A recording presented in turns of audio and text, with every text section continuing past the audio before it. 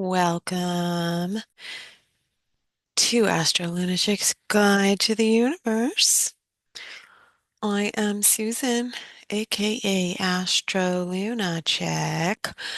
Uh, and hopefully, if you saw my other live stream, that was the first time in a long time that I've recorded anything. But um, hmm, yeah, I'm ready to start making shows again. And considering that we are coming up on a full moon tomorrow, I thought it would be a great idea to have a little chit chat about what I'm seeing in the planetary alignments for the full moon, which will be in Cancer, by the way. And as I was looking at the aspects, um, if you were here for previous shows, you might know that I like to look at a lot of different things. I'd look at the degrees, I look at those stars, fixed stars. We talk about the constellations, not just the zodiac and the planets and the aspects that they're making.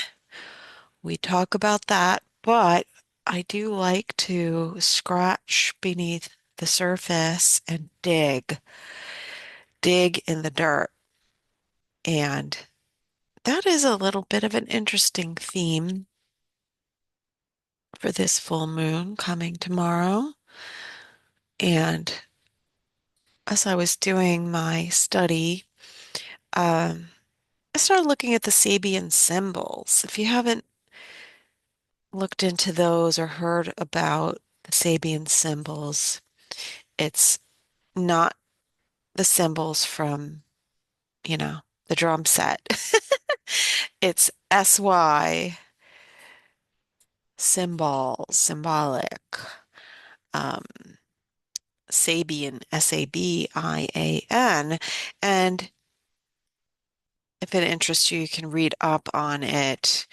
I won't go too deep into it, but there are 360 degrees in the circle, and therefore 360 degrees of the Sabian symbols, each degree having a symbol, and it is amazingly insightful and synchronistic um, when we look at these symbols for the degrees.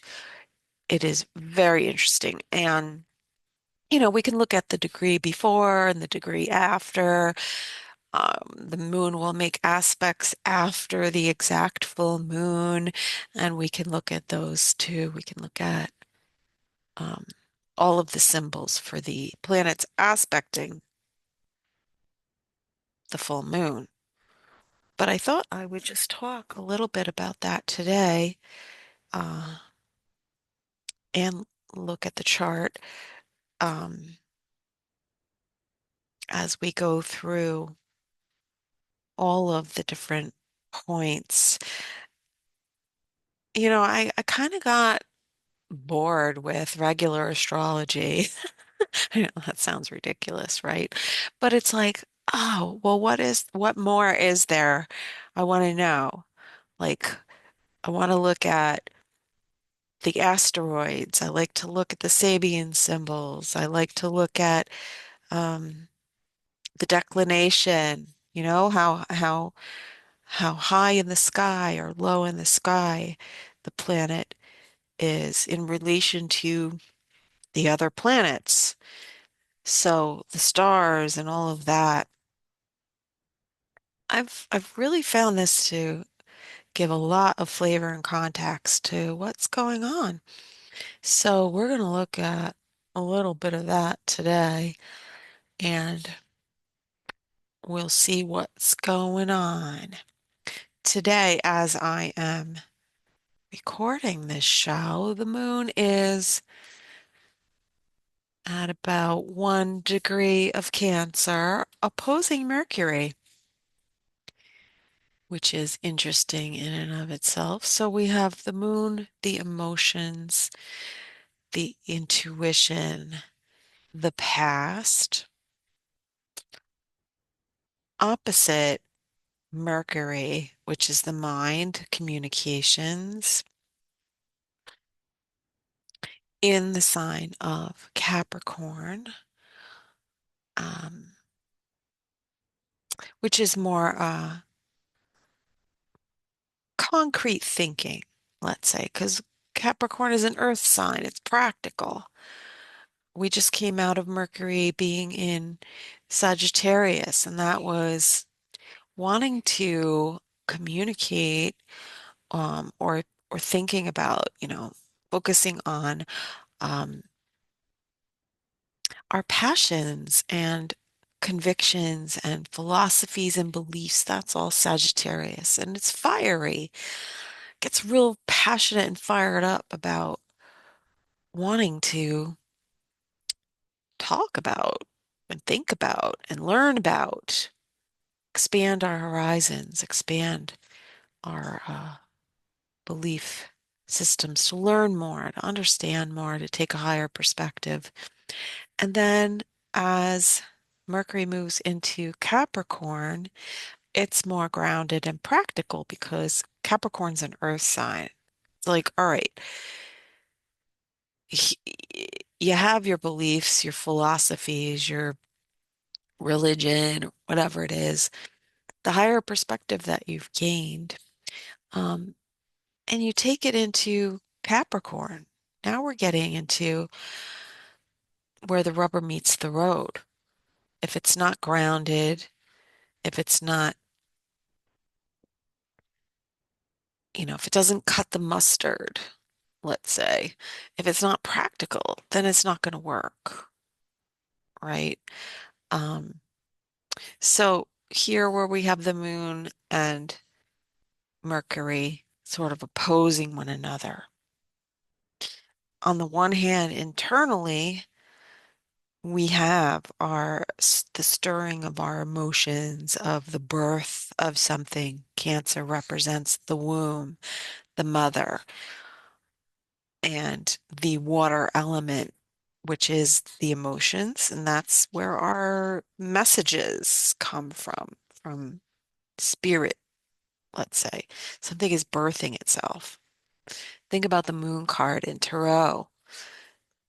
We have the crab climbing out of the water onto the banks from emotion onto earth, physical, practical. And that's what we have here going on. There's something emerging from the subconscious, a stirring with the moon that is translating something to the mind. Because the mind is what it's like the computer software that interprets all of those binary codes, right, into something that makes sense on your screen. So, in the sense that the mind is like the translator of what kind of intuitive impulses we're getting.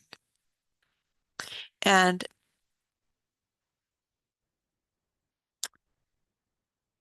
I feel like this is preparing us for what is going to be unfolding between now and, let's say, end of January, beginning of February, where there will be a lot of changes in our world as uh, Neptune, which is also a planet that connects us to spirit and intuition. And it is the planet that rules Pisces. It's coming out of its sign of rulership, and Pisces being the collective intuition or unconscious, as we might say. Meanwhile, Cancer is, and the moon is more personal, right? And the moon, as it goes through the signs every couple of days, the moon also does represent where the collective focus is emotionally, let's say, um, where the flow of energy is going. So Cancer is at a 90-degree angle to Aries. Aries, zero Aries is kind of like the 0 point beginning of something completely brand new, which is Neptune moving into Aries. We haven't seen that in our lifetime. I talked a little bit about it in my last podcast, but I feel like there's something to be tapped into here. There's information, Mercury, and feeling and intuition and anticipation for something that is not quite here yet, but it's forming. And as the energy of the full moon dissipates, so it's like we get this impulse leading up to the full moon. The full moon brings us a culmination, like a peak and an external event, or let's say the unfolding and the revelation of what our subconscious is trying to reveal to us. Um, and then as the moon starts to wane, lessen in light, and the sun and Venus and Mars, which are traveling with the sun, will move from the middle of Capricorn to the last degrees of Capricorn and make a sextile, which is a 60-degree angle, to Saturn and Neptune. So Saturn and Neptune are at the last degrees there of Pisces. Neptune at the end of January will move into Aries, and then a few weeks later, I believe, Saturn will follow, and they'll both be in Aries. They did it last year. They retrograded back into Pisces. Things got a little bit more murky. It's like stuff needed to be stirred up. A lot of corruption in the system and government. Uh, we saw that starting to be revealed, like another layer of it. So as the Sun and Venus and then Mars um, will come to the end of Capricorn, they're going to trigger those two planets, and there is still more to be dredged up. It's like Pisces and Saturn are not, I mean, they're two kind of very different energies, right? Saturn is concrete, practical form, structure, and Pisces is the ocean, the vastness, the limitlessness, the unfathomable, hard to put your finger on it. And Saturn is really trying to define it because there's something there that we need to see before these two planets move on and get into Aries. And like we are starting a whole new era, literally, this year. So, um, as I mentioned in the last episode, last year was a 9 year numerologically, and this year is a 1 year. So, literally, brand new beginnings, leaving the old behind. Nothing will ever be the same, but today there's a message. So, we're going to look at that. And I think it's something that will connect to the full moon and what's going on. So, we'll look at that too. But these two planets, Mercury, the mind, and Moon, the emotions are in um, in opposing each other in a square 90-degree angle to the 0 point of Aries. That's considered to be the world axis in astrology. So it's a very sensitive point. The opposing point would be 0 Libra. And as I was looking at the full moon, I was recalling my previous studies about uh, the axis of Cancer and Capricorn. So in esoteric astrology, Capricorn and Cancer are considered to be what was is called the gate of God and the gate of man. So the gate of man is Cancer, right? Because the gate through which we enter at birth is represented by Cancer, the mother, the moon and the womb, sorry. So it represents the emerging of the soul into the physical reality, and the gate through which it leaves is Capricorn. So there is something about the theme of life and death here. Um, Cancer representing life and fertility, and the sign of Capricorn representing death and aging, and the Capricorn being ruled by Saturn. Saturn is the grim reaper, you know, which is depicted carrying a scythe to harvest souls, right? Anyway, I went back to one of my favorite texts, which is The Message of the Stars by Max Heindel. And you can find it on archive.org. And it is very interesting. It's published by the Rosicrucian Fellowship. And so it's written from a esoteric Christianity perspective.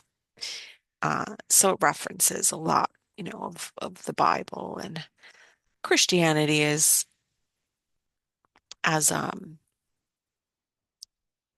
symbolism uh, is used a lot. So it's very interesting. I like it. It's really good. And actually, I was thinking um, to maybe do a series of videos where I read the book. It might take me the whole year since it's like 708 pages long, but it is really insightful, and it gives us a deeper understanding of the messages in the zodiac, in the stars. So just to read maybe a little bit from that, um, the portion on the Cancer Capricorn axis, uh, the axis of the mother and the father. So if you think about what I was saying about how this is at the opposition, right, of Mercury and the sun, the moon, making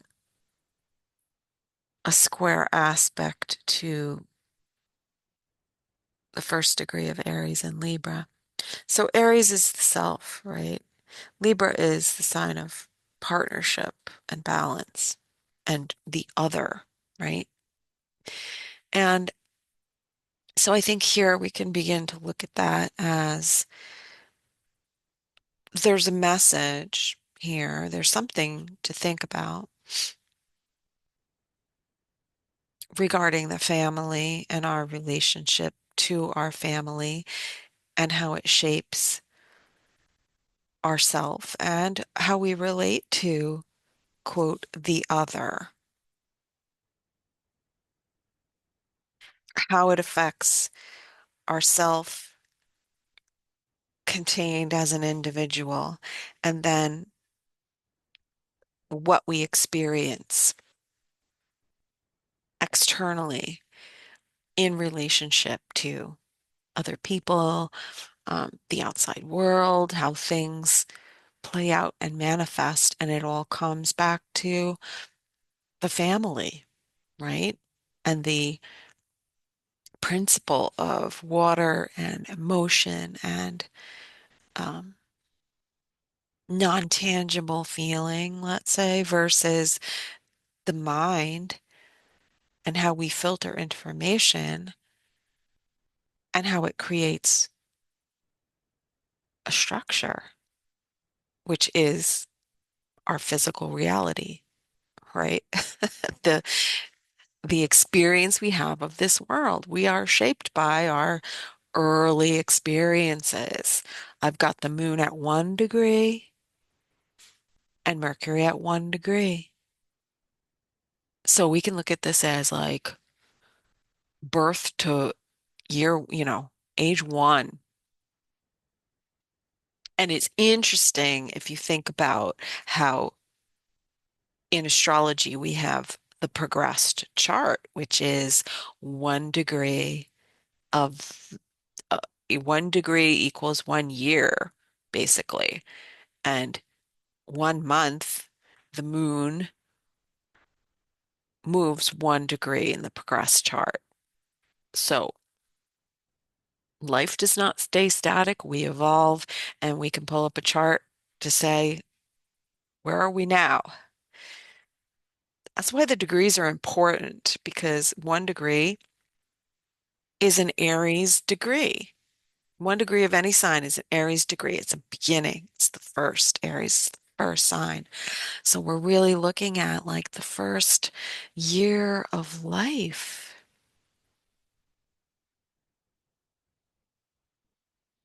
The mother, the moon, and the father, and Mercury, and the communication, and what is filtered through the mind of those early years of our experience of the concept of father, of structure, of the external world, of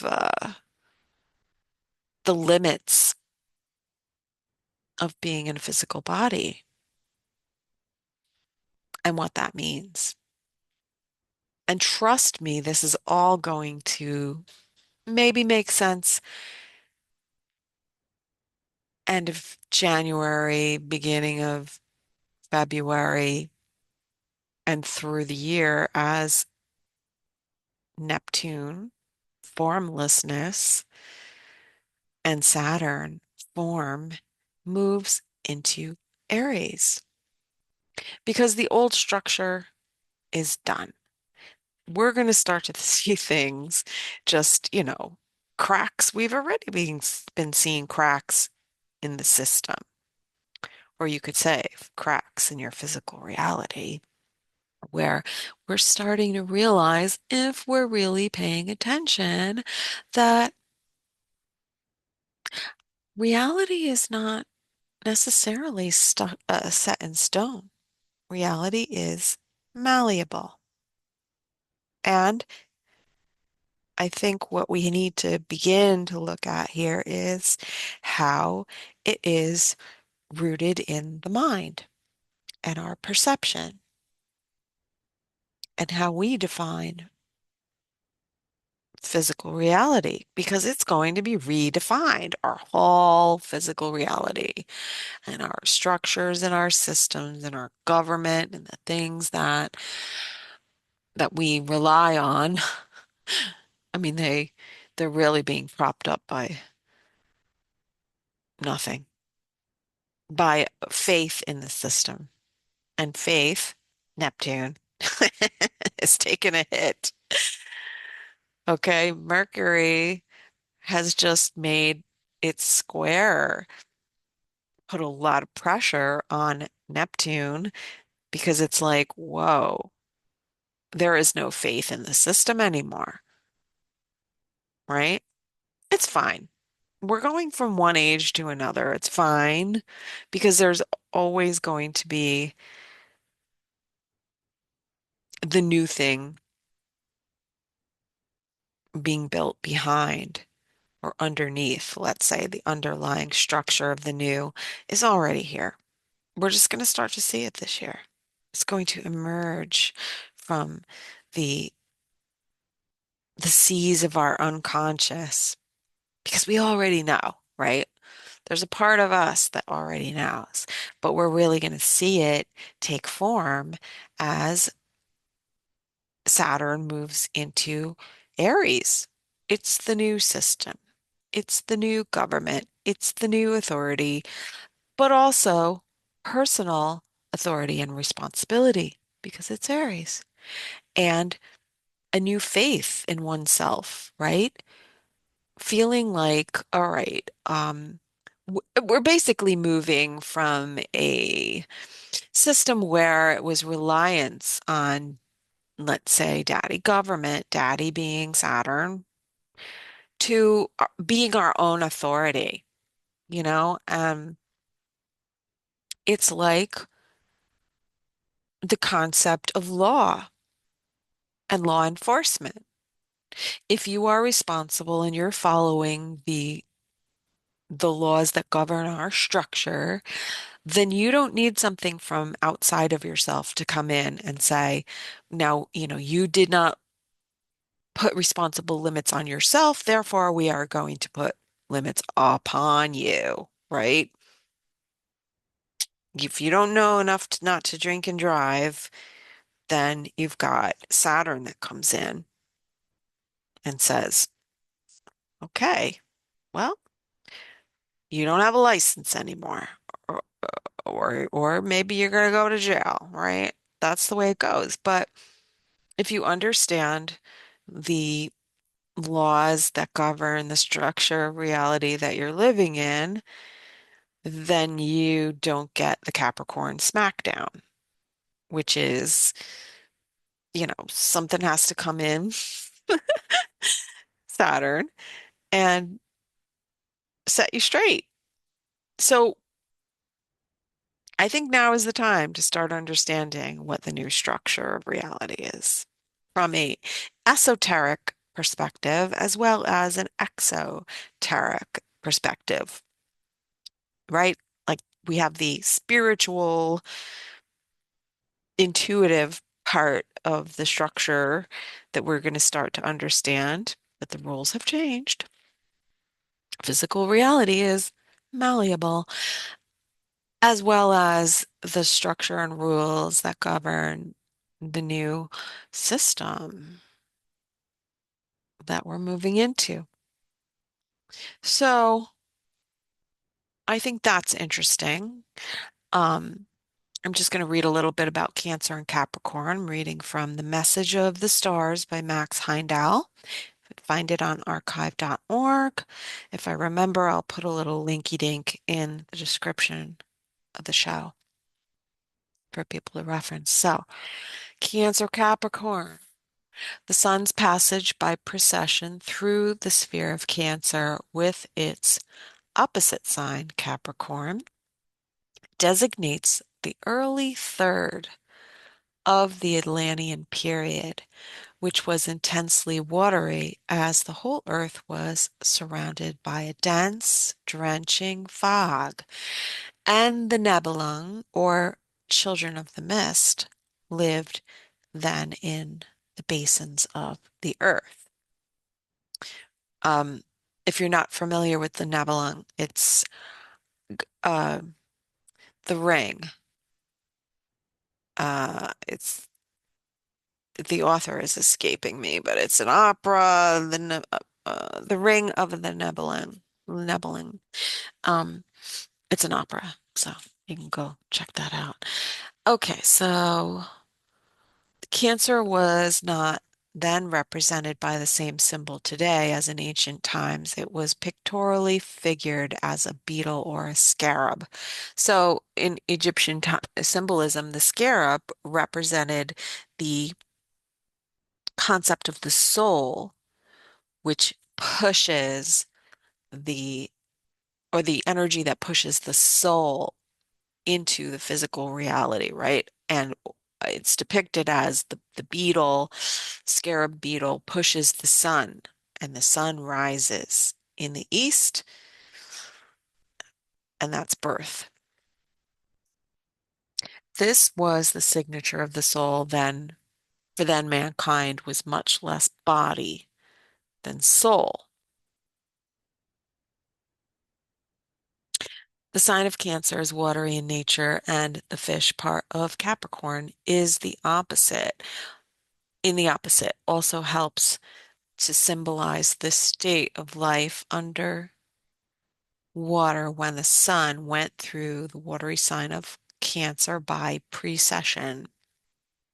The moon, the planet of fecundity, fertility, points mystically to this period of germination when mankind first commenced to exercise the creative function at the dictates of desire inculcated by the Lucifer spirits. So here, Lucifer, don't get excited. It means light. Thus, they opened the gate of physical life through Cancer and strayed into the terrestrial sphere, but opposite stood Saturn, the ruler of Capricorn, ready to slay them with his scythe and usher through the gate back to the spiritual realms where they are at home. So we're starting to get an idea, right, of the concept here of Cancer and Capricorn. Capricorn was the opposite of Cancer and embodied the ideal that as the goat climbs the mountain, so must man leave the basin of Atlantis and come up from the mist. So, what else can we look at here? Now, as you know, if you know, you know, I like to look at also the declination of the planets. The moon is now out of bounds, which means it's very low no, it's north, so it's very high in the sky. If it's not cloudy where you are, and it is where I am, if you can see the moon for this full moon or tonight when it rises above the horizon, right around sunset, you will see that it looks very high in the sky. That's called declination. Um, I remember seeing years ago where people were freaking out, like, "Oh my God, the moon is so high in the sky. The Earth has shifted. It's shifted on its axis." And I wasn't really aware of that much. I didn't really use declination at the time, but when I hear stuff like that, I'm like, I gotta run to my charts. Like, why are people saying that? And that's when I discovered declination, and I said, "Oh, this is awesome. Just another layer, just another way, another thing to add, another spice to add to the stew." And so the moon, very high in declination. Northern declination to me is very much externalized, whereas southern, where the planet is low in the sky, it's more internalized. It's more related to, let's say, the past. So with the moon being very high in declination or out of bounds, don't worry about the technical terms. Let's just say that out of bounds makes the planet extra. So people are extra around this full moon. It's a very emotionally charged time. So whatever the events are, they are having even more of an emotional impact on us. Whatever the messages are that we're getting, whatever we are working through emotionally within our family, remembrances of the past, people passing away, it hits harder and it hits different this year. So, um, the things that we're hearing about are important. I really like to keep a notebook, first of all. I keep a journal, and I like to sort of like clock the time. I like to clock the time, mark time. And maybe it's because I'm a Capricorn and I'm ruled by Saturn, which is time. And it's like, oh, it just seems to always take forever to get where I'm going. And I've learned to just sort of not look at like when are we going to get there, but really focus on the quality of the time because not all time is the same. Sometimes it moves slow, sometimes it moves quick, sometimes it's peaceful, sometimes it's chaotic. So let's look at another layer here. So we talked about the declination. It's highly charged emotionally, and messages come through the emotion. That is our pathway to spirit. The emotion, the emotional impulse comes, and then it hits the mind, moon opposite Mercury, and it needs to be translated into something that makes sense, right? Okay. Let's look at the asteroids. I just might share my screen here. What the hell? What the hell? It's good to be back. I think I went back and looked and see when my last show was that I did, and it was back in April 2025. So, um, not, no particular reason why other than I just didn't feel like doing shows anymore. Uh, was doing other stuff. Um, but it was never like, I'm never gonna do a show again. That's it. I quit. I was like, I'm gonna take a break. I worked hard for many years. And sometimes I feel like it's like, ugh, I shouldn't look at it this way. I should just do what I do and love what I do. And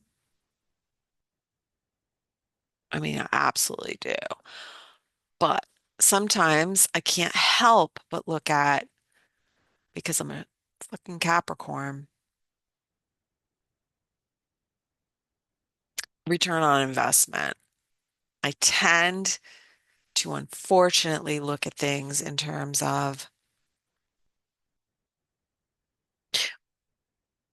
what I put in versus what I see in return. And that means response, the external response, because it kind of matters, when you're on YouTube, the YouTube, and doing podcast, viewer count, engagement, it kind of makes a difference because from my perspective, I put it out there to help people, to teach people, to give insight, to be of service in the world. Because that's important to me. It's important to me to help people. It's important to me for me to share what I know. And if I feel like no one's watching, it's like, okay, am I just doing this for myself? Because I can sit home and jerk off to astrology all day long, all day long. But I want to share it with people. So if I feel like people aren't, um, if I don't feel like it's a big enough return on investment in terms of where I want to go, then it's like, is it really where I should be putting my focus? And I think I kind of decided my focus really needed to be like in my immediate environment, my immediate world, and that's fine. Because that that is giving me return on investment. However, I love astrology and I feel the tide's turning and it's time to get back in the game. So here we have a nice site called serenu.com, which is an ephemeris of the asteroids. I love to use asteroids. It's another spice in the cabinet. So here we have the moon, 0 degrees of Cancer. This is the declination over here, 28. If you see a negative sign in front of this number, that means it's south, south, south declination. This here is the speed. You don't really need to know anything else. So the first asteroid, actually, let's go back because we got some new asteroids. Lovely Serenu gives us new asteroids every year. So this year, we got a few new asteroids. Rumina, and this is where the moon would have been passing before it hit Cancer. So let's say overnight, Rumina, which I looked up, and the first thing I look at is the root of the word, and I think ruminate, which means to sort of contemplate. It has a negative connotation, but sort of ruminating, sort of mentally stewing, and it feels like a mental loop to ruminate, right? And then as I researched the word a little more, um, it also refers to ruminant animals which have two stomachs, or the rumen, rumen, is the first stomach of the cow. Did you know that the cow has two stomachs? And interesting, the cow gives milk, and milk comes from the udder, but also the breast, which is ruled by Cancer. See how that works? So,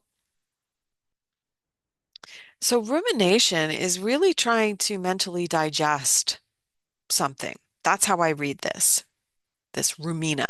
Rumina was a Greek goddess. I'll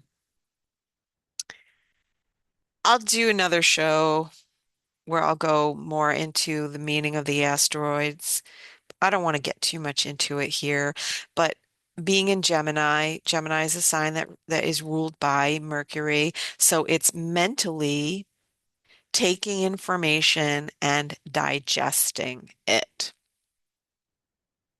Thinking, mulling, that's another word for ruminating.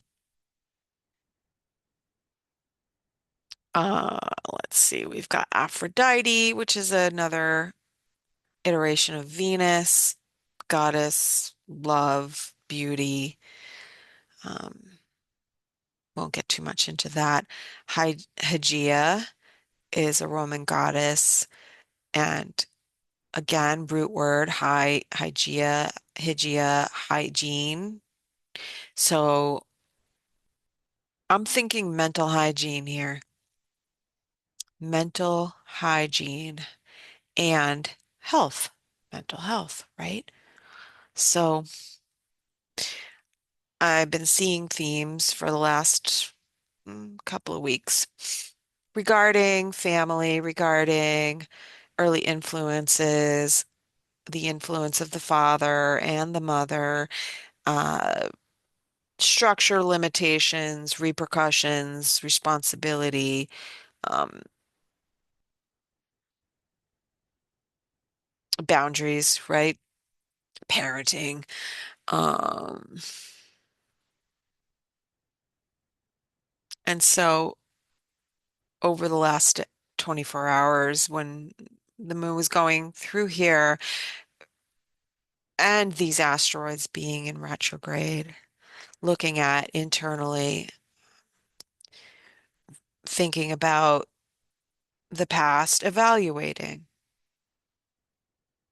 trying to glean where we've come from and where we are.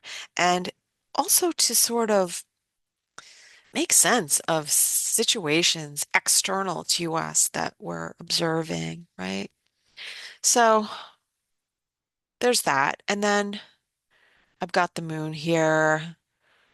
It will conjunct today. It will conjunct Isis, being the feminine principle, goddess mother of Horus, uh, partner to Osiris. And again, looking at that sort of family, masculine, feminine, the child. Um, and Isis and Osiris, the mythology talks to us about it. It is about death and rebirth, right? And going back to the concept of the scarab, right? Coming as the soul regenerates and comes in back into this world. So we've got that. And then we've got Asbolus. Asbolus is a centaur. And the themes that strike me with Asbolus is the ability to see things that others don't. Asbolus is the seer, right? It's the inner sight, right? Mercury does represent the senses, the eyes, the ears, right? The eyes, the external eyes. We have Mercury, the mind, external, what we're observing. And then we've got the moon in Cancer represents sort of the inner sight here, the moon as it conjuncts Asbolus. What are the seers seeing? What's coming around the bend? Well, it's chaos. They're sensing the chaos. So the message that we have coming is that there is chaos. There's disorder, right? Capricorn is about order, right? So we are in the beginning stages of sensing. And chaos is not bad, right? Chaos and crisis. What is it that saying? Is it Taoist? I don't know. Crisis and opportunity. Oh, the symbol for crisis also is a symbol for opportunity. So what is this an opportunity for? Growth, always, understanding, higher perspective, and again, back to that idea that our external reality is a reflection of our internal landscape, our emotional landscape. Our life and how it unfolds is an externalization of our early formative years and the sins of the father get passed on, right? We are left to deal with our family's own dysfunction and somehow make sense of it and heal past it and thereby breaking generational curses. We don't get to just pray, you know, for God to do something to break, break this pattern or break this curse, let's say. Curse being karma, being cause and effect, Uh, you get abused as in childhood and you turn out to be a toxic adult and your life is in chaos. Well, okay, you can pray for God to break the curse, but what's going to happen is God is going to show you how you have perpetuated it, how you can make a choice to do differently. That's how God works. The Lord helps those who help themselves.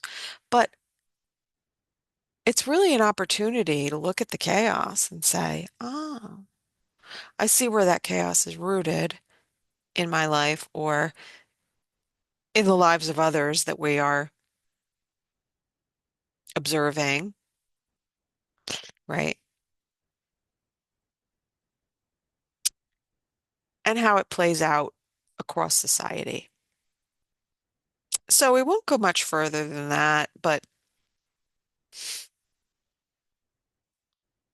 what we do have coming up with the full moon, which is at 13 degrees of, excuse me, Cancer,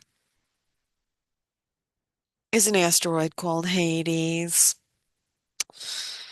Ah, Hades is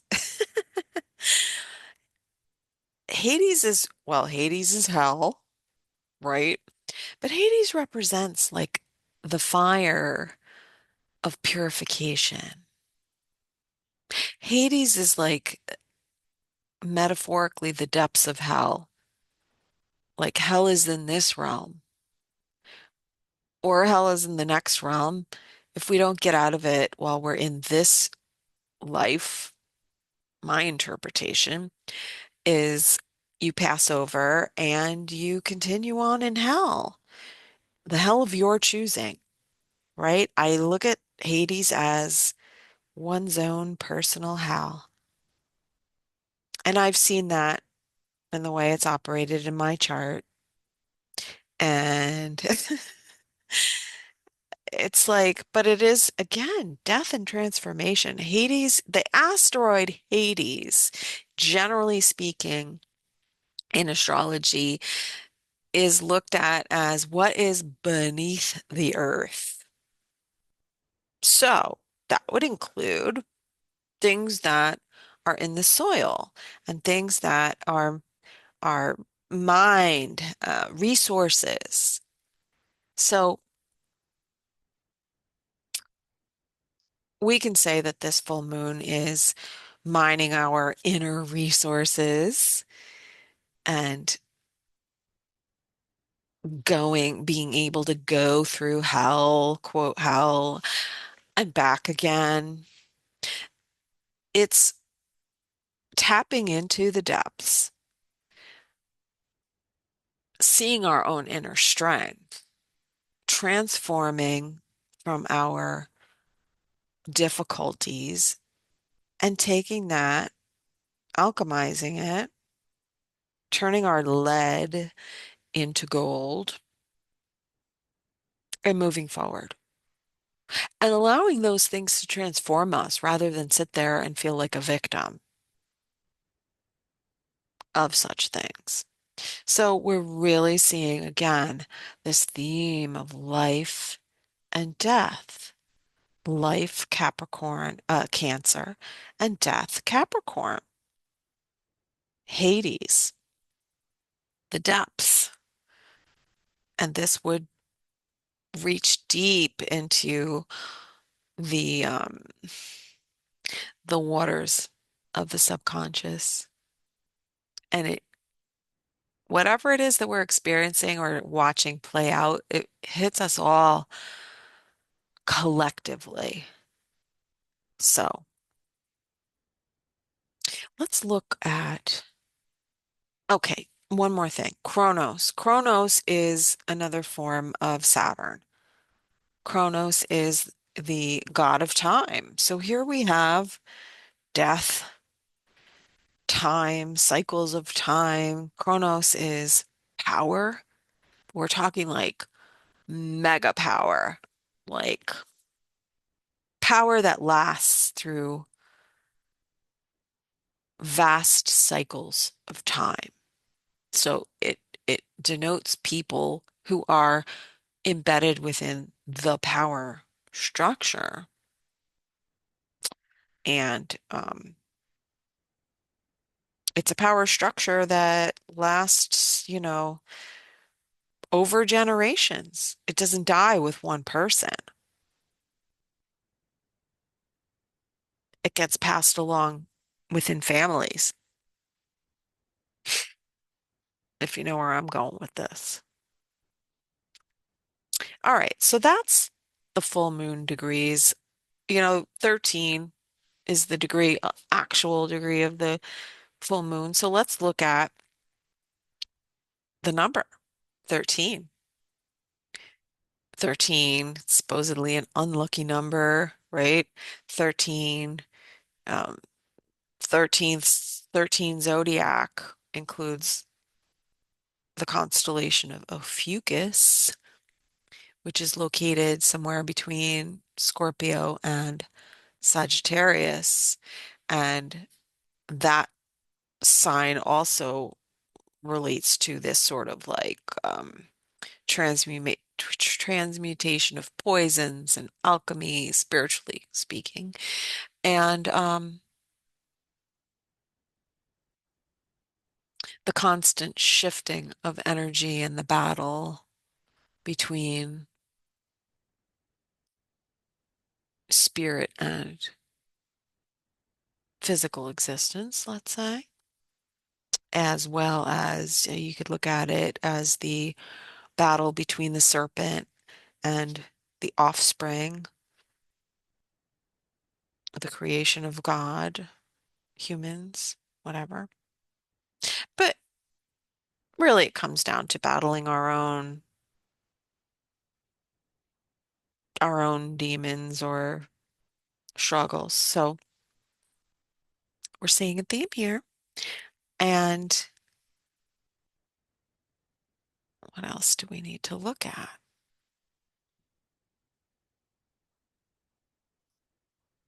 Okay. Um, oh, where was I going with 13? 13, number 13 is the death card in tarot. Again, death, right? People passing from this life, thinking about our own mortality, thinking about once when people pass, it's sort of a marker of an end of a cycle and what that person represented, in my opinion. I mean, I think about this personally, like, for instance, the events surrounding the time when my father died and what I was going through, what it represented for me. There's a loosening of the bond there, the sort of family karma, if you will, that we only really have to contend with while that person is alive. So we're sort of released from it, released from a certain level of bondage. Or the opportunity is there. I mean, you could stay stuck, stay in that bondage if you want to, but that's sort of a disempowering victim mentality. You know, we all have the opportunity to move beyond these things. We're not limited by our past and experiences and people. We can move on from these things. But there is a certain level, in my opinion, to an end of a cycle, let's say. So we are. We're ending a certain level or quality of the cycles of time. That's the way I'm seeing it here. Okay, so I want to look at Sabian symbols as I'm sharing my screen here. We'll pop over to mindfire.ca and talk about Dane Rudyard and the Sabian symbols. So the Sabian symbols, I talked a little bit about it in the beginning here, and 360 degrees of the circle of the zodiac, each degree has a symbol. And it also illustrates for us the levels of development and phases. So I want to look at,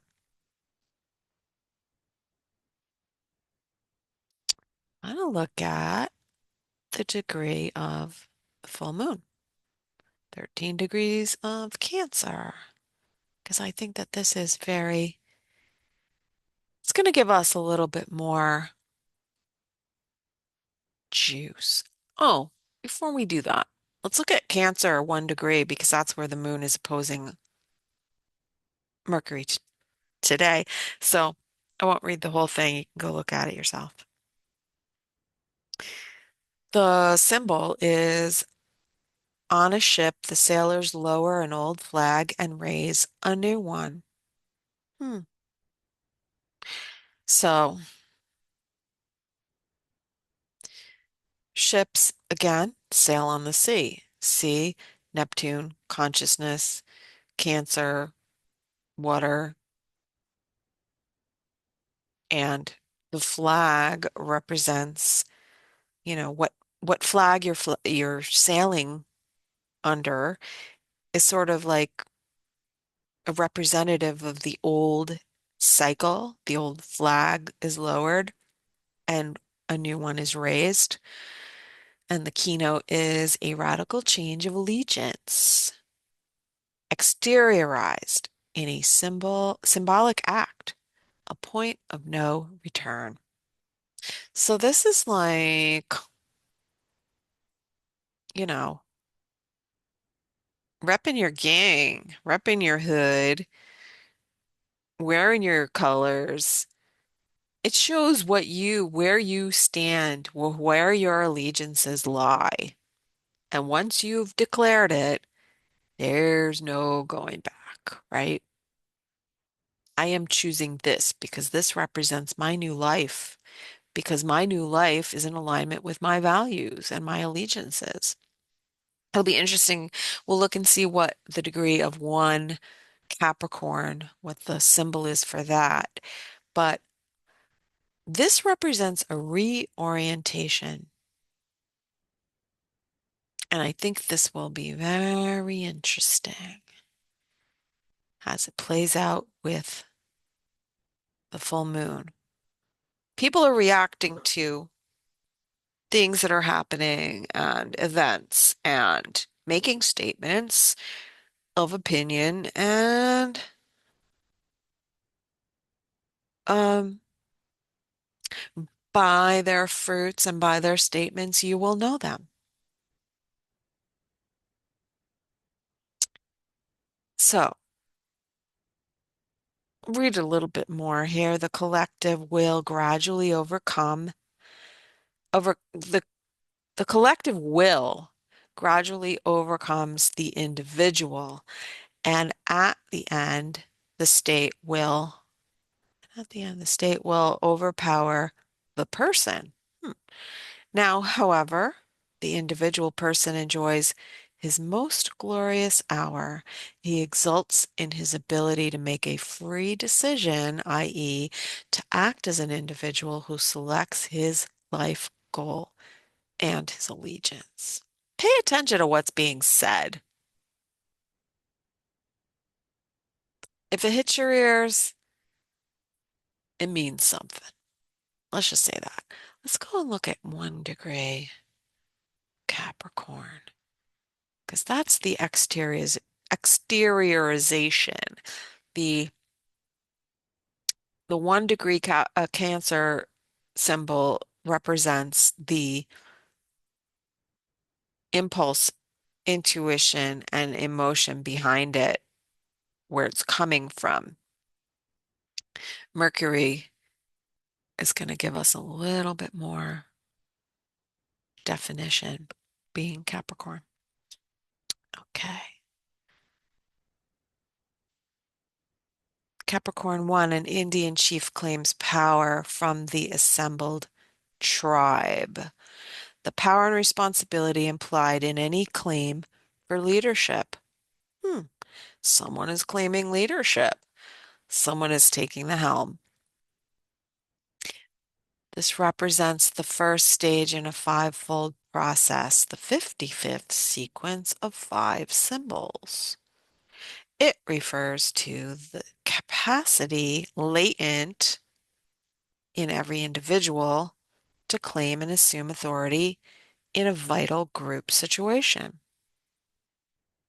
There's a power vacuum here, and someone standing, stepping up and saying, I will take that position. I will take that authority. Interesting. Hmm. So it's the idea of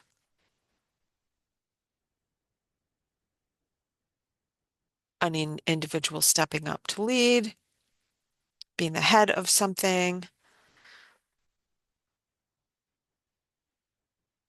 People lead. So it probably indicates somebody stepping down, somebody else taking their place, right? Let's read this. The religious ideal implied in the preceding symbol has now materialized or crystallized into sheer power, the power to lead the community and to ensure its welfare or even its physical survival. The energies released through group cooperation, Libra, and deepened and emotionally experienced as forces of great potency, Scorpio, and given meaning and conscious purpose, Sagittarius, are now stabilized and hierarchized. The power of the group is turned into a measurable and carefully managed capital.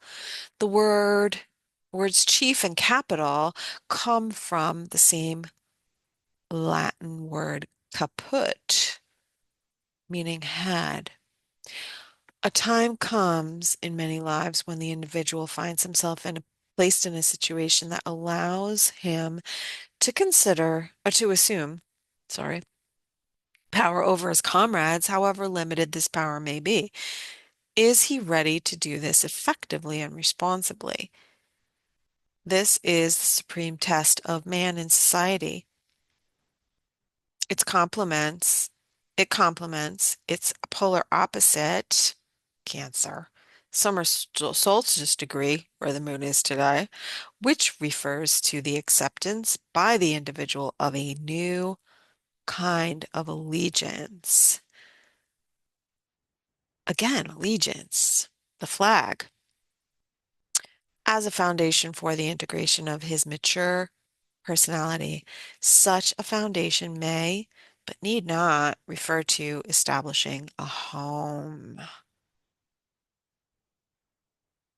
Okay, so we talked about fivefold sequence, authority, assuming authority in a vital group situation.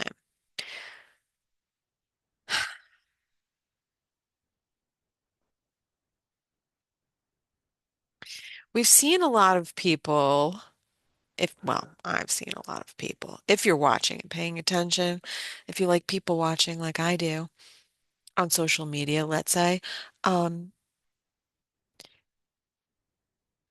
someone steps forward, a video goes viral, and then the collective sort of lifts them up as, we give attention to that person, and then they have an opportunity to step into a leadership role. Now, I think these degrees also speak to the responsibility of power and leadership, where if the person is not mature or they're not in integrity, um, their motives are not pure, altruistic, they've got skeletons in their closet, they have personality flaws and defects, um, things that are going to bring them down and affect how they're uh, their ability to lead, then we see the fall from grace. So here, I think we're seeing like another, like a new crop of individuals that the collective wants to put in leadership because we're not happy with, you know, with the way others have handled the job, right? But we're much more aware now of the red flags, the personal agendas of people in leadership and heads of organizations or political figures or what have you. Um, so we're definitely more picky and we're going to pick up that on stuff quicker.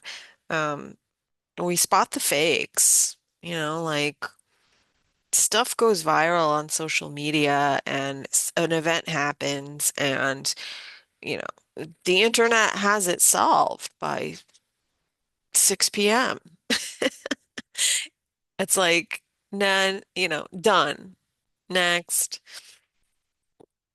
We don't wait for the authorities to tell us what happened or why it happened.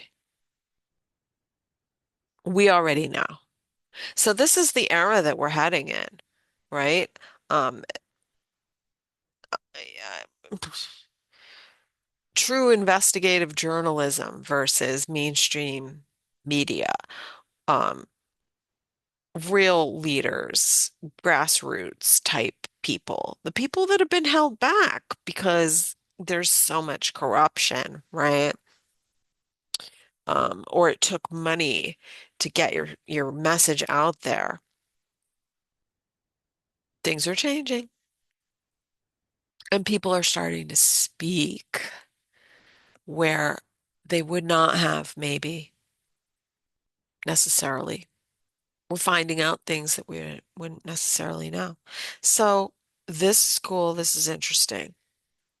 And that's today. That's 1 degree of Cancer and 1 degree of Capricorn.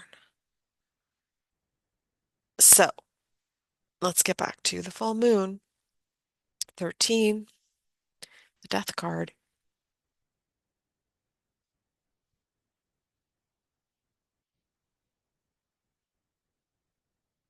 So, oh, I was on the right page. Mm, Okay, Cancer 13. Now, I will just note that a lot of astrologers, when they look at the Sabian symbols, they round up. I'm not doing that. I will look at the symbol before and the symbol after because I think in understanding any particular moment in time defined by the degrees of the planets, we want to know what happened before it and we want to know what happened after it. Gives us more meaning. So 12 is a Chinese woman nursing a baby whose aura reveals him to be the reincarnation of a great teacher. Interesting. Again, the birthing of something, the returning of something, the recycling through the gate of man and the gate of God, and then back to the gate of man again. The revelation of latent worth in an experience once it is seen in its deeper meaning. So you can read that, but I'll just skim through it. So it's talking about the potentiality of each individual as an avatar or manifestation of a soul that is that has a definite and relatively unique function in the vast field of activity we call the earth.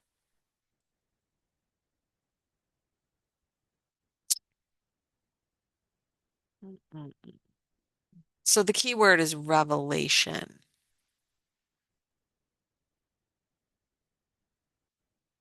It's interesting, but I don't have time to read it all. So then we go on to Cancer 13, the exact degree, what I consider the exact degree. A hand with a prominent thumb is held out for study. The power of the will in shaping character. Hmm, hmm. That's kind of in line and keeping with what we've been talking about. So it's character. The key word is character. Here again, we see how a personal characteristic reveals what is behind it psychologically and spiritually. Early years, formative years, family and how it shapes you. The thumb in palmistry signifies the will. Think about the mudras. Check those out. I think that's fascinating. Like thumb and pointer finger, and each finger represents a planet. I won't get into it, go look it up. The thumb represents the will. A very rigid thumb shows an unbending will. A more flexible one, a more pliable individual. In the original formulation of the symbol of the hand, the hand was said to be slightly flexed, which may indicate, which may be taken to suggest a more flexible character. Nevertheless, the basic meaning is that in individuality can only express itself through a strong character. Whenever this symbol confronts a person or a situation, it is shown that a strong will is required to face the issue at stake. This is the third stage in the 21st first five-fold sequence, and the keyword is character. It goes to the idea also that, yeah, early events in your life and family circumstances shape who you are. And abused people don't always turn out to be abusers. That is a characteristic of the will. I think a weak-willed person will succumb to the influence and repeat the pattern, whereas a strong-willed person will look for a deeper meaning, will have will be affected by empathy, right? And say, oh, you know, that is something I would never want to do. That is not um, the weak, a weak character sees strength as, the abuser had power. They had strength. I don't have power. I don't have strength. Therefore, I will externalize my will in a negative and violent way. It's the shaping of character, but it can go either way. Some people who have had terrible circumstances in life turn out to be great healers. They turn out to be people who influence others for the better instead of um, instead of becoming just someone who's ruled by their passions and ruled by their ego and their desire for power or admiration or materialistic things, whatever it is. It's a show of strength to go in the other direction, to overcome your circumstances and your family of origin, you know, um, not to repeat their mistakes, to see it as an example of what not to do when it comes to the negative stuff. Now, let's go on to the 14th degree of Cancer. A very old man facing vast, a vast dark space to the northeast. Hmm. Fulfillment in transcending and changeless wisdom.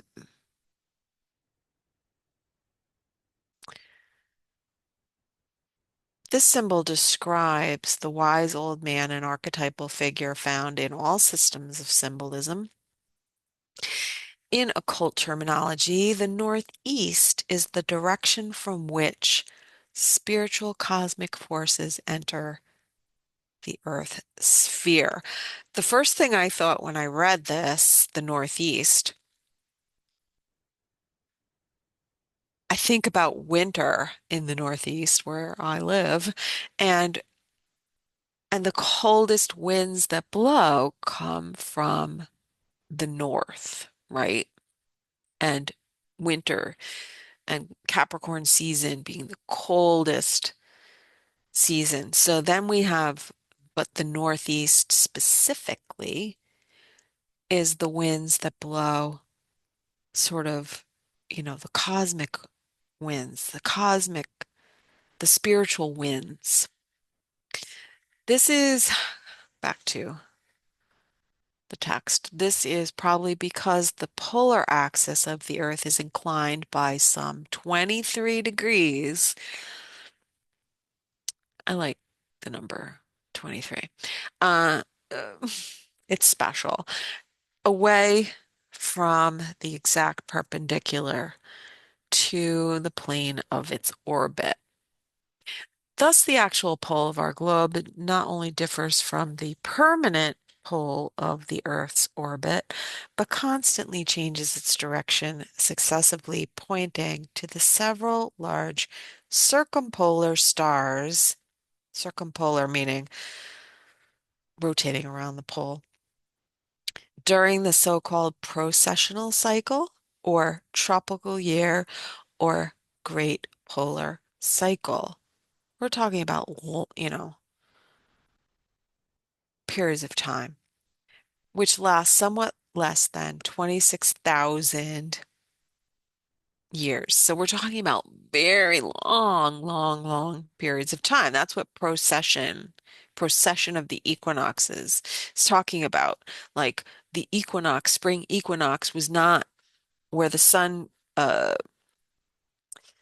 rises at the spring equinox was not in the same spot in in the zodiac or the astronomically, in the constellations. So that's why, that's why tropical um, astrology, the degrees do not line up with sidereal. That's why Vedic astrology is different. Anyway, um, where were we? Mm-mm-mm. Okay, 26,000 years. Because of this inclination of the polar axis, we have the phenomena of seasonal change. Supposedly, during the early Golden Age, no such change occurred. A perpetual spring reigned. This is the traditionally spiritual state. The wise old man faces the changeless reality, the true north, which is for us located in a northeast direction. He faces the great void, that apparent darkness, which is an intense light, invisible to our senses. As this is a fourth stage symbol in the fivefold sequence, there is, as usual, a hint of technique implied is that by consistently and for a long time meditating on the changelessness and spiritual reality at the very core of all experiences, one can attain the supreme and age-old wisdom. We see in the symbol a way beyond appearances and towards permanence in truth. So, It's talking about eternal truths, not subjective truths, not the truth as some people define it, but the absolute truth of what we're seeing unfold. Okay, so what else can we look at? We looked at the asteroids. We looked at the Sabian symbols. Oh yeah, let's look at, we should look at the moon in Cancer is opposing Venus, the sun, which is a full moon tomorrow, uh, and Mars. I think it's interesting that we've got the sun at 13. I don't round up, remember. I use the exact degree. The sun at 13. Right before it, we have Venus at 12. And right after the sun, we have Mars at 14. And what I think is interesting is the sun, the identity. All right. The sun represents the soul, right? The identity, the core of the person. And on either side of it is the two planets that represent the masculine and feminine principle, Venus and Mars, action and attraction, yin and yang. Let's look at asteroids. Let's look at asteroids. Before we look at the stars, we got to look at Capricorn here.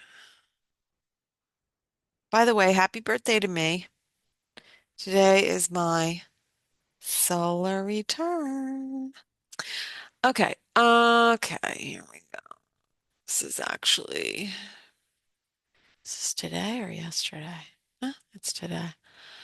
All right, I'm gonna set it for tomorrow so we can look exactly where the planets are located. And then we're gonna look at the stars that are situated in the zodiac sign of Capricorn. Capricorn. Okay, Venus, Quar is a trans-Neptunian. Not really that familiar with Quar. Quar, minor planet. Uh, Indigenous, Tongva. All right. So it's a god. It's not an asteroid that I look a lot at. It just doesn't interest me. It didn't grab me, so I didn't really research it. So we've got Venus, we've got the sun, we've got Mars. Not a lot going on. We do have Phallus, Cupido. That's sort of a, Cupid, love, that kind of thing. Um, there's two Cupidos. I won't get into it, but one of them is like earthly love, and the other one is sort of like transcendent love. And, the earthly love more has to do with like how we flirt, how we approach romance. So, whatever. Phallus, I don't know that one that well either, but it's a centaur. Lived in a cave near on Mount Pelion. All right, not interesting. I don't know, it's just not sexy to me.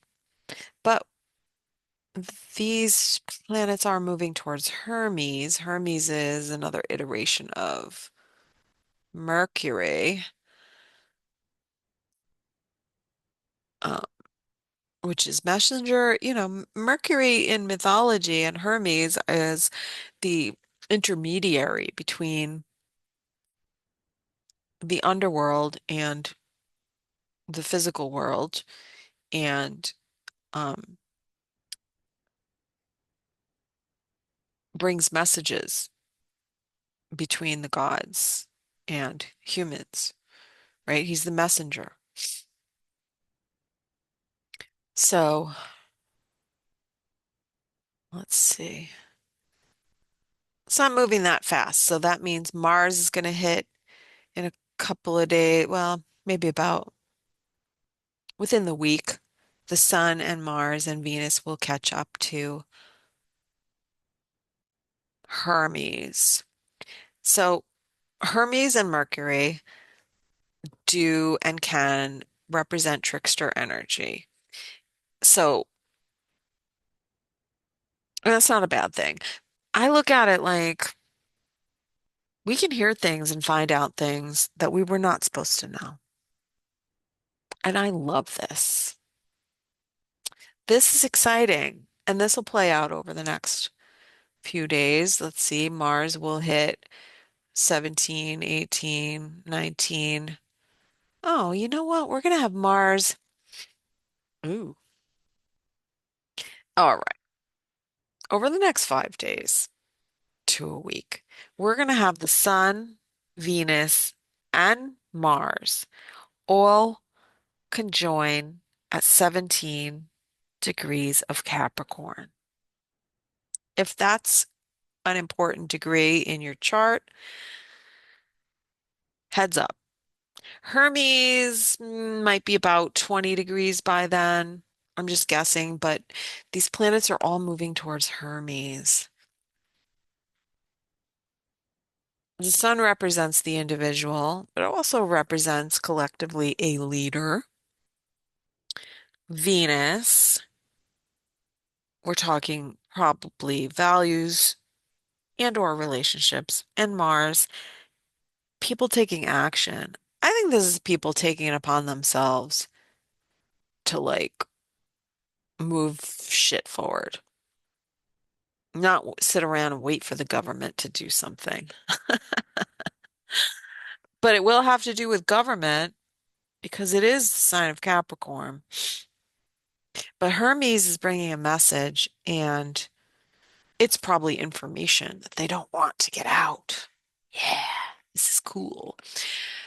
Atlantis is a little bit further ahead. Astraea is um, a Greek, I think it's Greek or Roman, goddess of similar to Libra energy, the scales, justice. So there could be something legal coming, and hmm, it is, these planets are going to oppose Jupiter. Jupiter is the planet that represents laws. There could be something changing with our legal system. There could be lawsuits being filed on behalf of individuals that would create more empowerment, and also bring changes to the legal structure. And Jupiter also represents truth. So we'll have to wait and see what this is. We'll keep an eye on this. But there's something that comes up at this full moon because the full moon, 13 degrees of Cancer, Jupiter is at 20 degrees of Cancer. It's retrograde. Very much an internal evaluation of the past, of truth, our personal truths evolving. Um, and I think it's coming to the conclusion that we can't sit around and wait for a change to happen. We have to make it happen. So there is a lot of stress when it comes to this full moon chart as it transits the United States chart and I think we have a problem, Houston, in the banking system. Not I think, we do. And I think this is something we're going to see coming up with this full moon and the structure of the economy and laws in some way. Hmm. I wonder if this also has to do with religious institutions. Okay, also the education system and the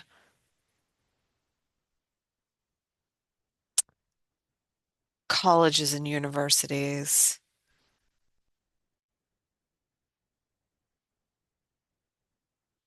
Hmm. I wonder if there would be also something coming that would stimulate the housing market.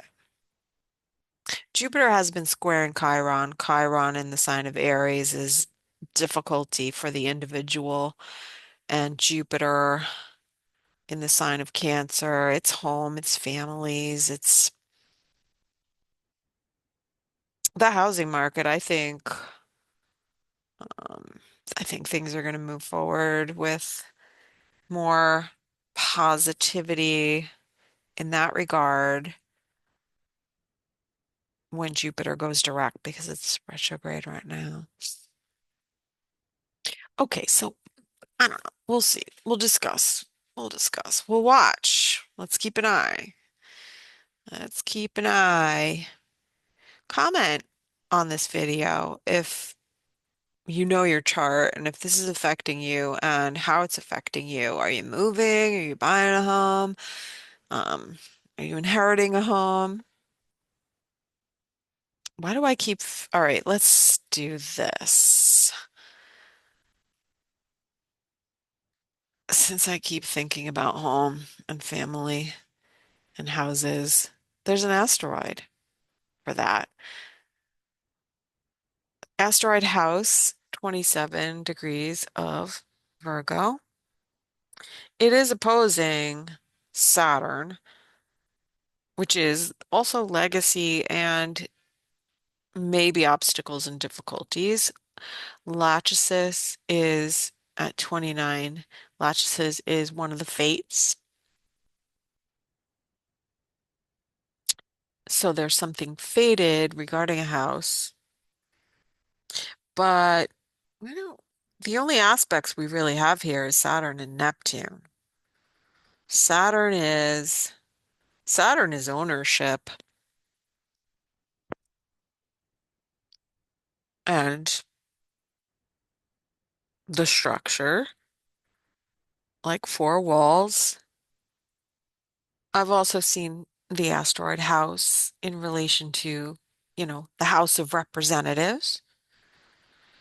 So it is possible. Um, this is asteroid house and Lachesis are making a trine to Uranus in Taurus at 27 degrees. So Uranus being changes, disruptions, and novelty in the sign of physical assets. Hmm. Hmm. Hmm. But the thing is, we don't have anything else aspecting it right now until the Sun, Venus, and Mars get to like 27, 28 Capricorn. Maybe there's a bill proposed, but then whatever it is not really going to be seen in effect until maybe Jupiter reaches the last few degrees of Cancer and goes into Leo. All right, so I'm not. I just want to check that. I'm not really seeing anything. Not with the full moon. But maybe, maybe, maybe it's a demolition of a house.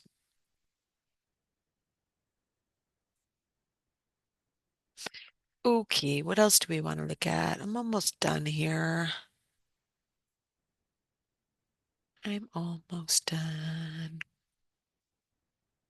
So yeah, today we're just really talking about the full moon. I'm just getting back Stella's just getting her groove back. I probably want to do a more structured day by day, weekly analysis of the aspects, and I will. But oh yeah, Sabian symbols. Let's go back to Capricorn because I want to look at the symbols for Venus, the Sun, and Mars because there's a lot going on there. And we can see how it will unfold after the full moon. So we've got 12 degrees is Venus, an illustrated lecture on natural science reveals little known aspects of life. The ability to explore unfamiliar realms and discover the laws underlying the complex processes of nature kind of fits in. Um, mm, mm, mm. Well, it features exploitation preeminently at all levels. So there is some element of exploitation,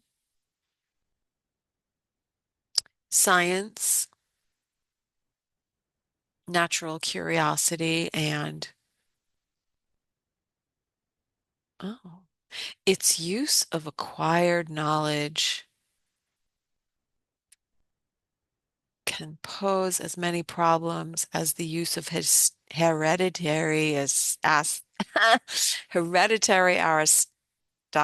aristocratic wealth. Hmm. Weren't we just talking about that? Power structures being passed down within families because of wealth. Let's see. I want to read this whole thing. The aristocratic garden of the preceding phase has become the laboratory and lecture hall of a modern college. The emphasis here is on the acquisition of extensive knowledge, the satisfaction of intellectual curiosity. Nevertheless, there is an aristocracy of science. This is the modern type. Its use of acquired knowledge can pose many problems as the use of hereditary aristocratic wealth. But it is man's essential function to become fully conscious of all life forms and processes on this earth. Mankind is the conscious mind of the planet. Hmm. At this stage, the intellectual search for empirical knowledge contrasts with the display attendant to the wealth and culture of an elite. Civilization is founded on ever extended capitalization on knowledge and use of technology. It features exploitation preeminently at all levels. Interesting. Interesting. So we are talking about Venus. Venus is a relational planet, but yes, it also relates to finances, endowments, legacies. So it's the planet that we look at to see how this factors in. It's not who you are, but who you know or who you're descended from. And money is power, and information is also power, but If you have wealth, then you can find more information. It's access, exploitation, who gets to use the resources and technology. Okay. The sun at 13 Capricorn, a fire worshiper meditates on the ultimate realities of existence. This I found fascinating. The subjective quest for ultimates beyond the interplay of life and death processes, beyond cultural enjoyment and the passion for accumulation of often unusable data of sense knowledge stands the willful and determined adventure and consciousness of the occultist, the yogi, the mystic. The mystery of fire has always captured man's imagination because it is the mystery of all transformations wrapped in the enigma of death. In times when collective, perhaps total death could be in store for mankind, the process of subjective mediation is fascinating at an ever greater number of people. Is fascinating and the process of subjective meditation is fascinating an ever greater number of people. This is the third symbol of the 57th sequence. It brings us to a stage beyond life itself. Are we ready to take this step, which the masters of yoga claim to have taken to experience death and return to the same body? Near-death experiences. Are we ready to demonstrate man's will to transcendence? Hmm. Hmm. Interesting. Okay, the degree of Mars. So the sun is the individual, the soul, right? Or a leader, perhaps. Um, Mars is the principle of our will. Here we're talking about the will to transcendence.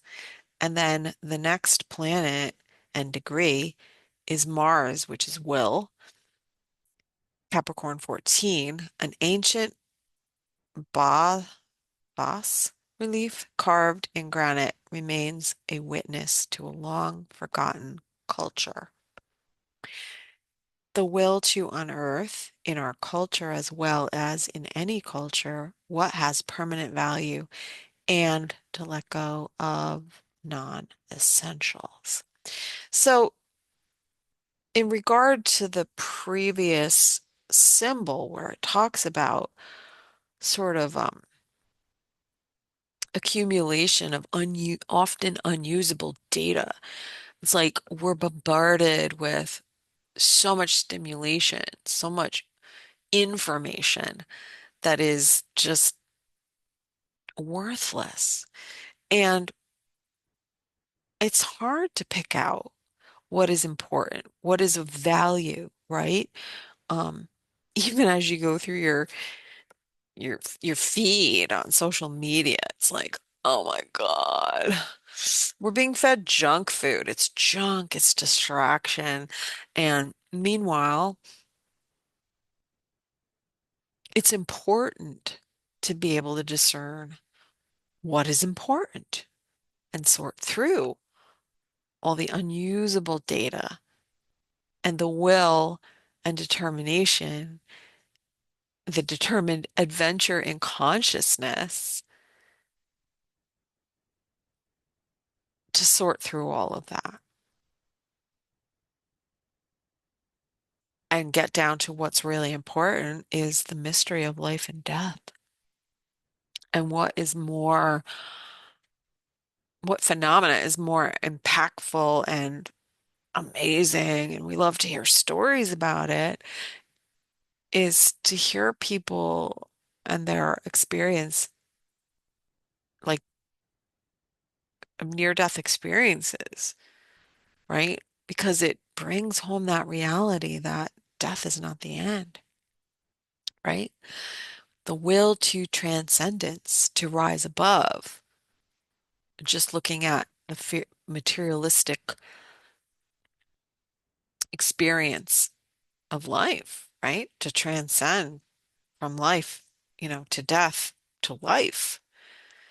And then we have the will, Mars, the will to unearth what has permanent value and let go of non-essentials. And we do this by having a historical perspective here, right? So this symbol, where Mars is at the full moon, um, it says we're shown the procedure which enables us to gain a deep and thorough appreciation of socio-cultural processes in their most enduring forms.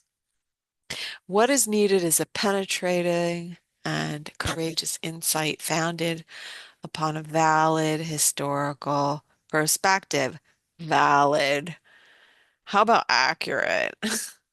This applies to the past of an individual's life as well as to the history of a nation or group. I feel like memories are surfacing for people, and maybe their history and their family history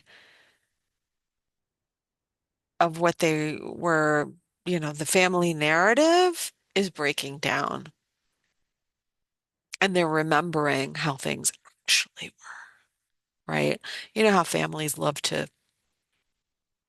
sort of re-characterize the past events and sort of spin it and like give you an interpretation rather than your own subjective experience.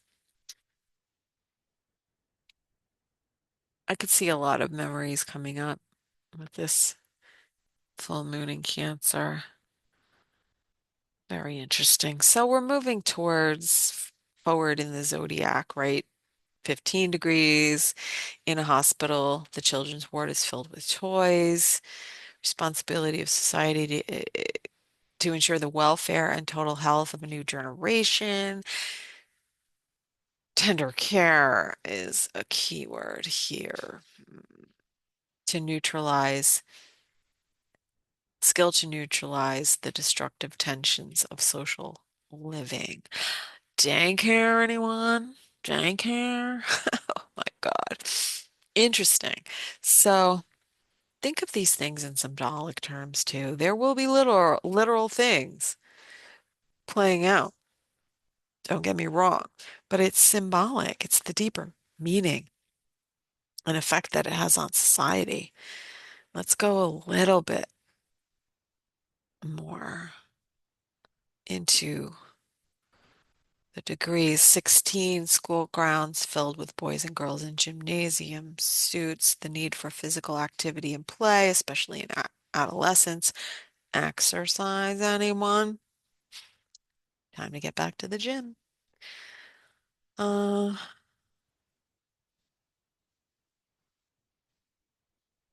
this is part of the spiritual development, you know? Um, I could see a lot of people getting back to a spiritual practice, getting back to sort of a grounded center point emotionally, and taking this time to withdraw and hibernate a little bit, maybe getting into meditative practices and exercise.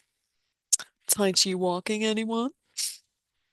Okay, 17 is where things really start getting interesting because we have the convergence of Venus, the Sun, and Mars because Venus is moving faster and will overtake the Sun and overtake Mars, and then we will be led by Venus. Right now, we're led by Mars.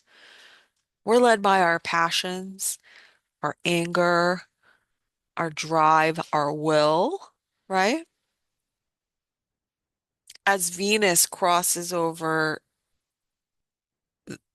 the Sun and Mars, Venus will take the lead.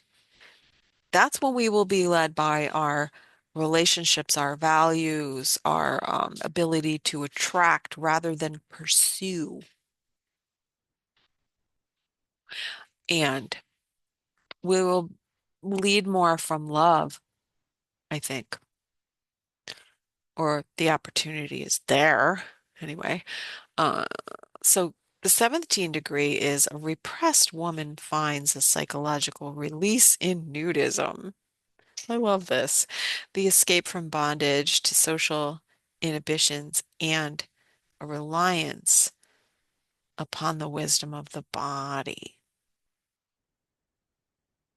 So we're talking about decency and modesty, um, as more of just a natural thing versus, let's say, the exploitation and pornography, right? Um, let's see. It's a release from inhibitions is the general theme here. And it's also looking at where we've been repressed and distorted. We have a distorted view of the natural functions of the body and being sensitive to changes in our body or how we may be have become um disassociated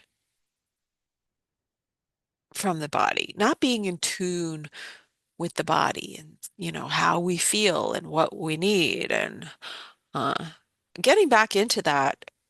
And physical activity will do that. Because when you first start exercising, oh, you're aware of what hurts, right?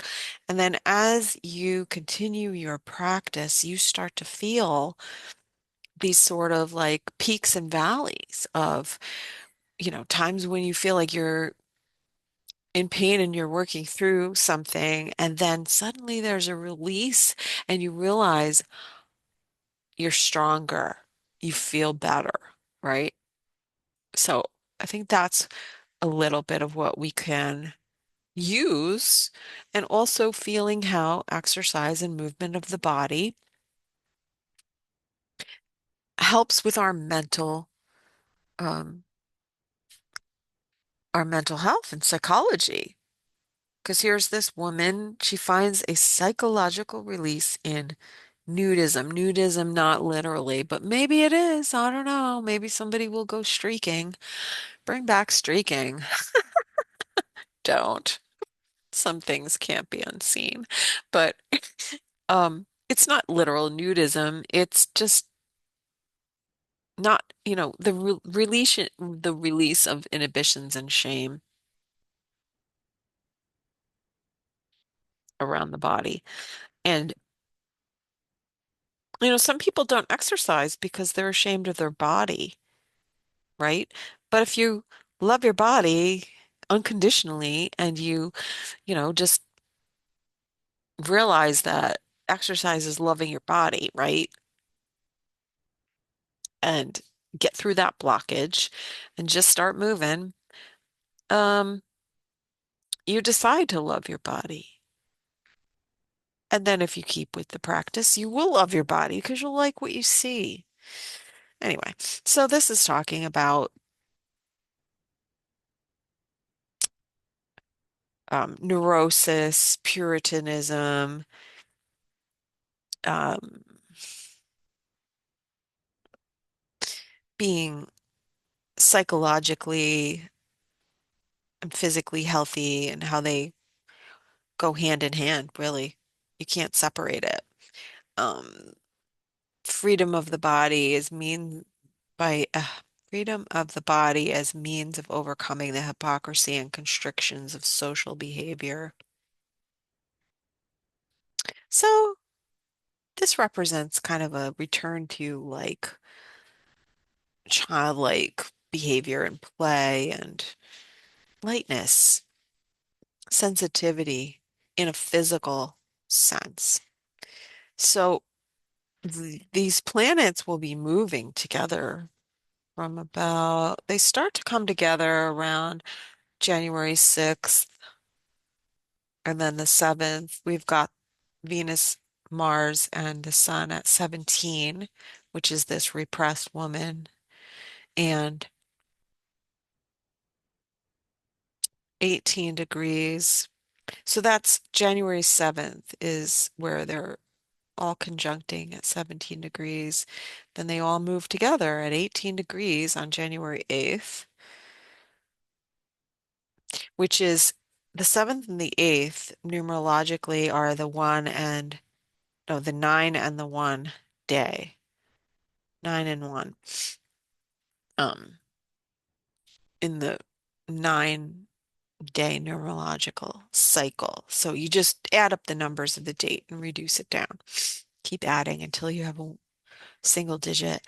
Okay, so 17 into 18. 18 is the Union Jack, flies from a British warship. Interesting. Again, we have the flag symbolism, and the Union Jack is the rebel flag, right, of the South. Flying from a British warship, the protection afforded to individuals and groups by powerful institutions in charge of maintaining order. Hmm.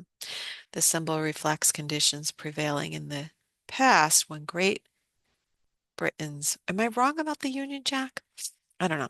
Um, when Great Britain's fleet was policing the seas under the international principle of freedom of the seas.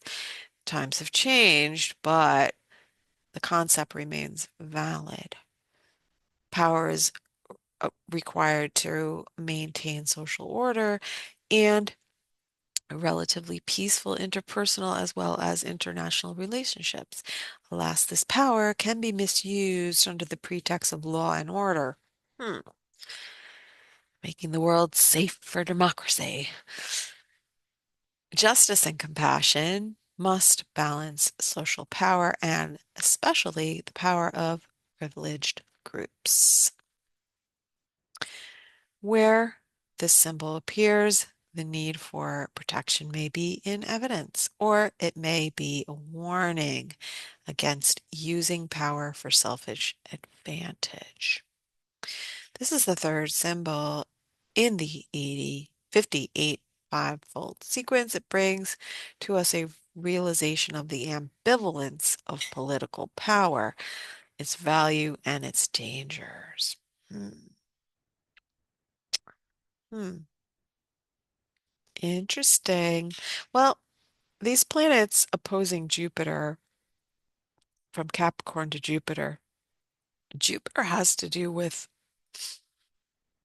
well, Jupiter is the planet that rules Sagittarius, and Sagittarius is the world, you know, foreign culture, trade, travel. So something is on the horizon. Something is interesting. It's interesting to look at the flag symbolism because we've seen it twice.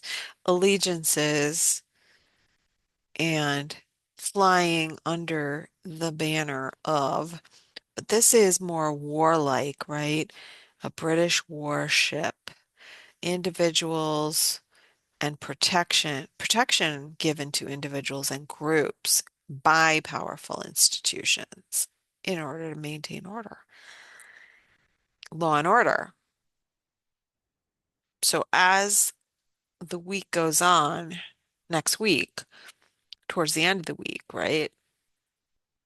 The weekend, 7th and 8th, into the 9th, Venus opposes Jupiter. Sun and Mars oppose Jupiter. There is something stirring. Has to do with war, aggression, power, and expansion. Who's aligned with who, and maybe trade and methods of exchange, and maybe banking and international banking, and mm, yeah, what are we using? what currency are we using? What what countries are aligned and how they exchange value. I don't know. We're gonna have to do a lot. I have to sit and ruminate on this. Anyway, developing situation has to do with government control structures, the existing structure, going from one structure to another, and the process. The process. Because this is like factions vying for power and expanding, wanting to expand in a certain direction, and the restraints and restrictions and limitations are on the way. Because after that, all of these planets will make a sextile to Saturn. So, whatever systems are being used, if they're not in integrity, we're going to have a problem. Whatever it is, we'll leave it at that. All right. I didn't look at the asteroids. Capricorn. We'll do that really quickly and then I'll wrap it up because this is getting too long and I didn't want it to be long, but it's long. Oh, Atlantis, Estrella. Oh, we did look at this. Law. Oh, Icarus. Hi, Icarus. Diana, goddess of the hunt. Icarus flying too close to the sun. Estrella, we talked about. That's justice and laws, maritime laws. Atlantis, we're repeating something here. Arakoth. So Arakoth, that has to do with Antarctica and Nazis. Arakoth was not the original name of this asteroid. It was Ultima Thule. So that's where I get the Nazis, the New Schwabenland. Ooh, okay, now it's making sense. There's something going on in Antarctica. There's a battle over Antarctica. Maybe something's happening and we start hearing about it because it's too big to contain. Okay, we're gonna stop it there.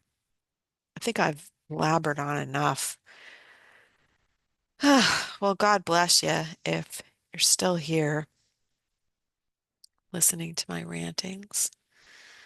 Stop the screen share and we'll wrap it up. So, as usual, you know where to find me, astrolunachick, YouTube, Twitter, X, and Instagram. Because I don't know, I heard that Facebook is being taken over by Chinese AI. To me, Facebook was dead a long time ago. Like, stick a fork in it. But if you're on there, you can come find me. I have a page. I post there. No one sees it. No one likes it. No one cares. So I don't post there anymore. I don't dance if no one's going to be looking. And pearls before swine and all that. I never shut it down, but I could, but who cares? No one cares. People do look at it, or maybe AI bots look at it, but they don't care either. So anyway, um, yes, if you want a reading, you can email me at astrolunachick@gmail.com. Inquire about my pricing structure because it really does depend on what you want. What are you looking for? And I can do those in recorded audio format, or I can make a video like this one where you can see the chart and I upload it to my YouTube channel as a private video, which only you can access, you and whoever you send the link to, and it will be there until my ch my channel. I mean, you can You can download a video from YouTube. So if you wanted to download it, or I could figure out a way to send it to you if you want to actually have it, or it'll be up on YouTube until it's not. But yeah, people seem to like that because then you can go back and listen to it and it doesn't take up space on your hard drive or your cloud. But and you can send it to your friends. Sorry. And so yeah, you can email me or send me a message on social media on Instagram or X. If you follow me, you can send me a message. Or you can reach me on the bat phone, I mean the Astro Lunachick hotline, which is 914-222-1231. And we'll get you hooked right up. Get you hooked up fresh with a reading for the new year. New year, new you. So that about wraps it up. I hope I didn't go another 2 hours. God, it's so hard. So hard to condense it. But I'm trying. I'm trying. I'm trying. We'll get back into it. We'll figure it out. Anyway, um, yeah. Happy New Year, y'alls. And ciao for now.